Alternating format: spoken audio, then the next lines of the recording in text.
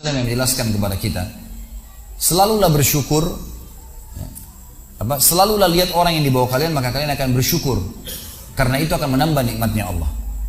Kaidahnya kata ulama, kalau kita diberikan nikmat, kita lihat orang yang di bawah kita. Kalau kita diberikan satu kali saja seumur hidup saya tiba-tiba berkata subhanallah, kayak Allah sedang sampaikan kepada saya, kalau saya tidak timpakan musibah ini padamu hai Khalid, kau tidak akan rasakan nikmat itu sujud, gitu kan? Jadi musibah tuh datang kepada kita sebuah hal yang luar biasa.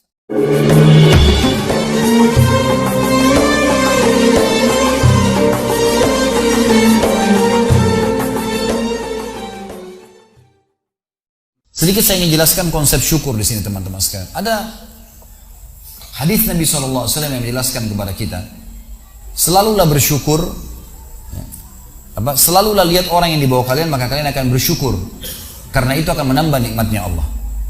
Kaidahnya kata ulama, kalau kita diberikan nikmat, kita lihat orang yang di bawah kita. Kalau kita diberikan cobaan, lihat orang yang di atas kita.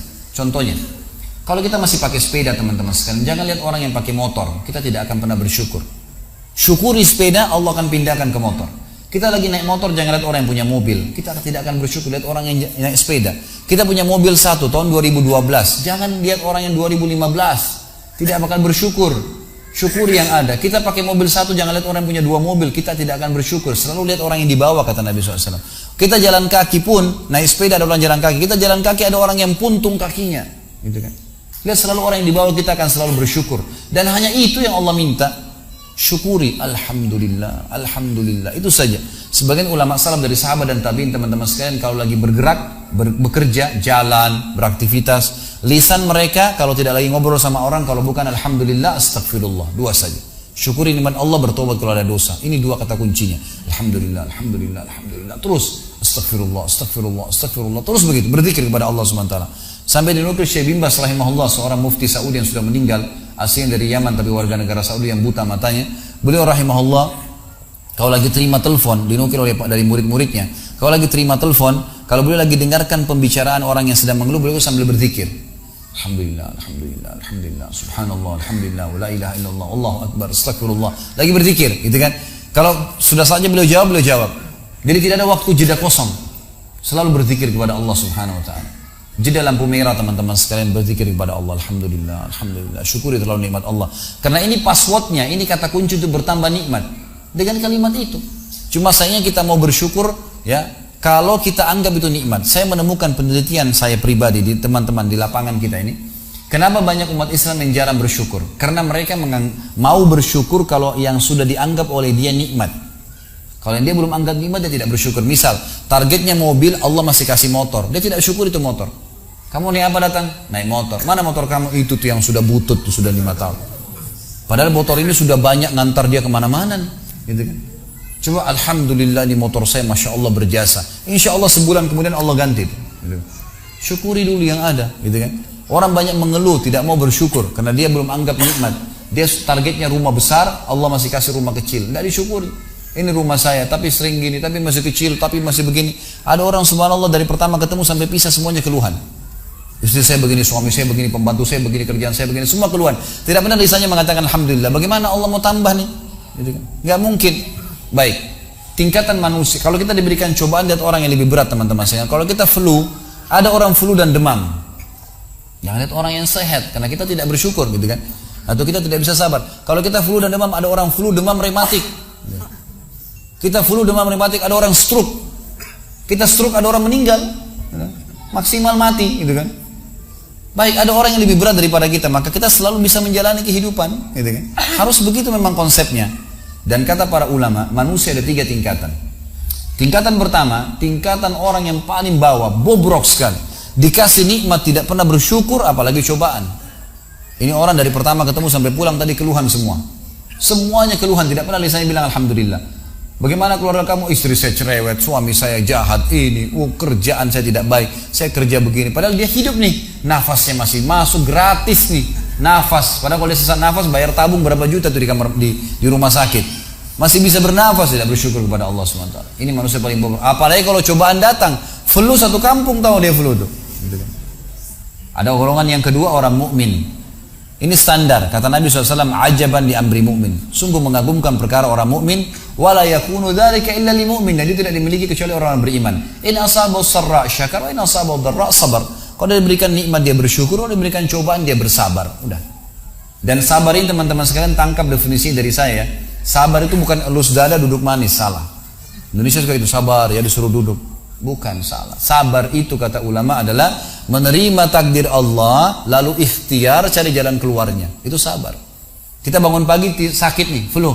Terima dulu takdirnya Allah. Allah lagi coba saya. Lalu ikhtiar minum obat. Itu sabar namanya. Jadi bukan sabar duduk manis. Ya sudahlah nanti Allah sembuhin kalau enggak bisa. Ini harus difahamin ya. Standar orang yang standar adalah orang mukmin tadi. Ada orang yang di atasnya. Kata ulama, diberikan nikmat bersyukur, diberikan cobaan bersyukur. Ini tingkatan tertinggi. Selalu lisannya pun bersyukur. Bahkan sebagian ulama salaf dari sahabat dan tabi'in, mereka malah bermuhasabah, beristighfar kepada Allah kalau dalam 1 tahun tidak pernah sakit. Mereka malah istighfar, ini ada apa nih? Gitu kan?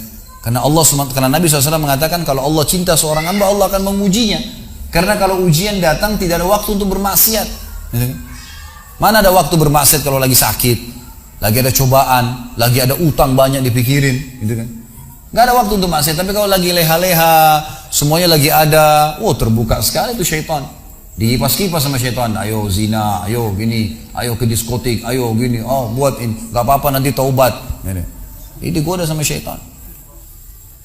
Nah, tingkatan ini tertinggi teman-teman sekalian. Bagaimana memahaminya? Bagaimana kalau diberikan nikmat bersyukur baiklah. Setiap minum alhamdulillah, makan alhamdulillah, apa saja alhamdulillah. Dan kita tahu, minum disuruh habis minum baca alhamdulillah, habis makan alhamdulillah, bangun tidur alhamdulillah. Tujuannya supaya nikmat itu terus bertahan dan bertambah, gitu kan?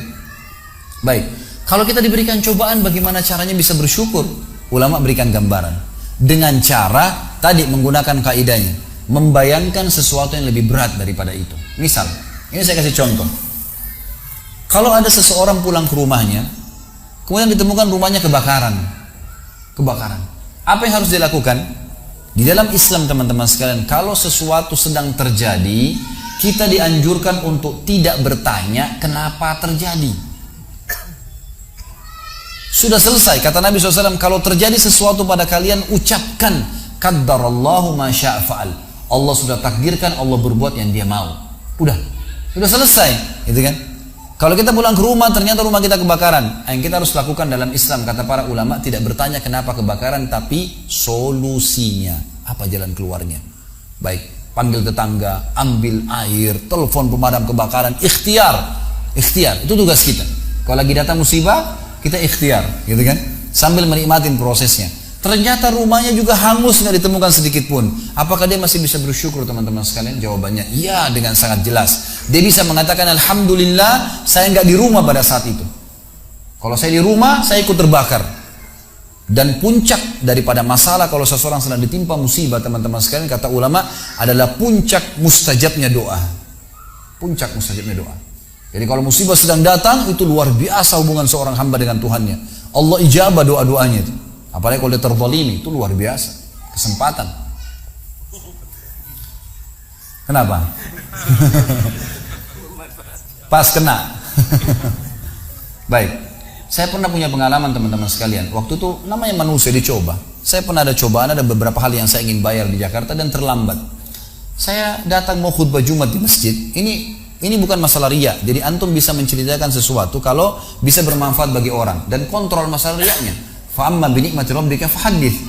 Nikmat Tuhanmu ceritakan, hai Muhammad, kalau memang bisa memberikan manfaat kepada orang lain. Dan bukan riya itu kan kalau kita iyakan, kalau kita tidak iyakan tidak akan riya. Makanya Sa'id bin Musayyib rahimahullah pernah berkata, saya 40 tahun sholat, gitu kan? Selama 40 tahun tidak pernah ketinggalan takbiratul ihram pertama imam. Dia ceritakan tentang dirinya. Dia tahu dirinya nggak riya, dia cuma berikan manfaat kepada orang.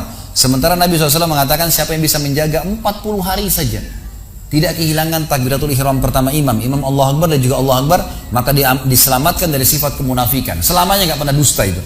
Selamanya nggak bakal ungkirin janji. Selamanya tidak akan berkhianat di amanah, gitu kan? Baik, teman-teman sekalian, saya pernah ada di musibah, kemudian ada masalah yang saya hadapi, lalu saya datang mau khutbah Jumat. Waktu itu masih agak lama, sekitar jam 10:30, jam 12 duhurnya. Saya masuk belum sholat duha, saya masuk masjid, saya sholat. Subhanallah, saya masuk di depan mimbar. Saya yakin tidak ada orang lihat. Lagi sholat, sujud, saya lagi asik betul. Saya rasakan kenikmatan sujud dalam berdoa itu. Pada saat musibah, beda sekali dengan sekarang. Sekarang saya mau coba nangis nggak bisa. Susah. Pada saat itu nangis sama Allah, ya Allah mudahin, ya Allah gini, ya Allah mudahin. Kita enak sekali kayak lagi curhat sama Allah gitu. Merasa nikmat, sampai rasanya nggak mau angkat kepala dari sujudnya. Selesai salam, subhanallah, saya duduk sambil mau baca surah Al-Kahfi di hari Jumat. Rupanya antara mimbar dengan tembok masjid ada celah sedikit. Ada satu bapak rambutnya putih sekali. Dia memang jemaah masjid saya, selalu hadir di pengajian di situ. Di sebuah kampus di Jakarta Timur. Kemudian dia masuk ke depan mimbar lalu dia bilang, Ustaz, saya mau tanya, Ustaz sudah pernah susun belum doa-doa yang sering dibaca di khutbah Jumat? Saya pengen tahu dari Al-Quran. Saya bilang, belum Pak, belum susun sampai sekarang. Tapi insya Allah satu waktu kalau Allah mudahin saya susun gitu. Ternyata bukan itu yang dia mau tanyakan. Dia bilang, Ustaz saya mau tanya, tadi Ustaz saya sempat lihat sujud, kok lama? Lagi baca apa Ustaz gitu? Saya bilang enggak Pak, saya lagi ada satu fenomena teman-teman sekalian enak, merasa nyaman, yang kita semua bisa lihat bilang, di depan mata kita, peringatan Allah dari lisan yaitu masalah kematian. Dari Allah melalui lisan Risalah ini akan kami sampaikan kepada orang yang sehat dan sakit, orang yang kaya dan juga miskin, para pemimpin dan masyarakat, orang cerdas dan juga orang yang bodoh, laki-laki dan perempuan, anak kecil ataupun orang dewasa. Ingatlah saudaraku, kita akan mengakhiri kehidupan dunia ini. Ada batas waktu di mana kita semua akan meninggalkannya. Semua yang kita kumpulkan dari rumah yang mewah, kendaraan yang kita banggakan, pasangan hidup, apa saja dari pakaian, bahkan perlengkapan dan pernak-pernik kehidupan ini, semuanya akan ditinggal. Pasti kita akan meninggalkannya. Nabi SAW bersabda dalam sebuah hadis yang sahih, kalau anak Adam meninggal dunia akan ikut bersamanya ke kuburan tiga, keluarganya, hartanya, dan amalnya, serta akan pulang dua, keluarganya akan pulang. Secinta-cintanya seorang istri pada suaminya, pasti dia tidak akan pernah menginap di kuburan itu. Dia akan pulang. Cinta-cintanya seorang suami pada istrinya juga tidak akan tinggal menemani istrinya di kuburan.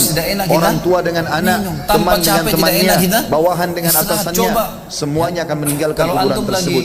Begitu juga dengan harta, mobil semewah apapun hanya diparkir di pagar.